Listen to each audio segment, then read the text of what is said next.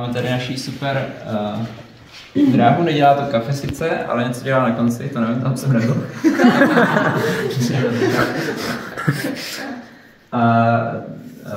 Tady to je jako zážitek té kůžky, tady nejdřív začínáte v knihovně, kde si pročte všechny skautské pohádky a manuály.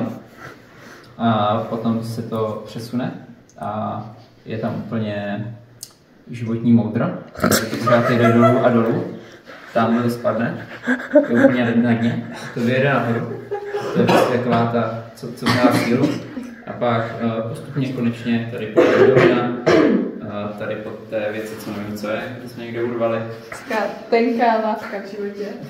Přesně. Když člověk balancuje na hraně.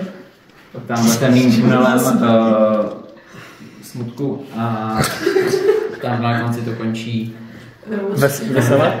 Veselé. To je v koši nebo? Nebudu. Tak výstražně to končí. Jo. Tak ty život. Přesně. Ale bohužel samozřejmě ty začátky jsou nejtěžší.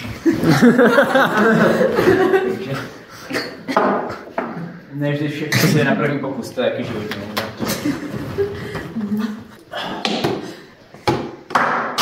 Wow.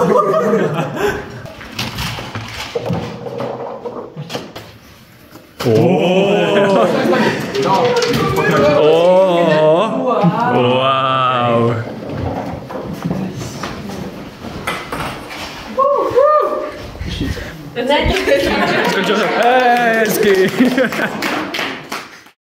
Je, že budeme muset zatáhnout tady za provázek. To spustí tamhle mechanismus nahoře, který pohne těma dřívkama, nebo těma tyčema od kosmáče.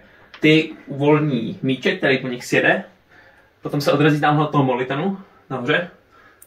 Míček sjede po té dřevěné desce, skočí na další dřevěnou desku, skočí sem. Tady to spustí kamínek, který proletí celou tady tou trubicí. Přeskáče tady po těch hrncích a poklicích. A udělá kafe. Sem. A tady to udělá nějak kafe, to už jsem tady ještě schodí lžičku Adamovi. Yes. Tak. Takže teďka víte, co si máte když tak představovat, kdyby to nevyšlo. Takže pozor. Adame, můžeš? Můžu, tak já si kafe. Ano. Yes.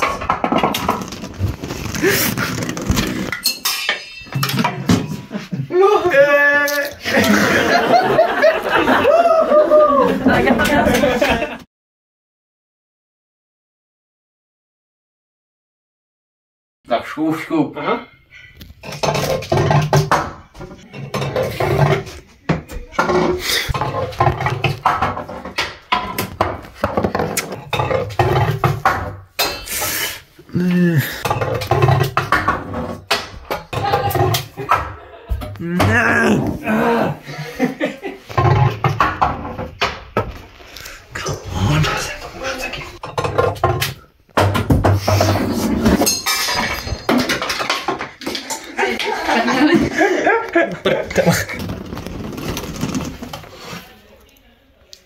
Jsem dělal srandu.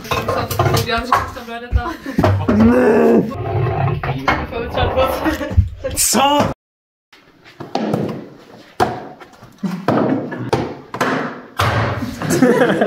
Pokus a tady je pavouk. Těžký začátky. Jo. Do prdele. Jo.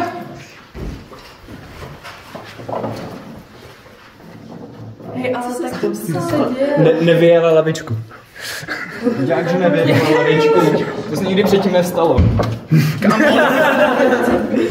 Nikdy jsem neměl problém tady. To vždycky nikdy nestalo. Tak někdo tady nepovolil. Pojedem. Kurva. Pokud jsem dostal. Come on.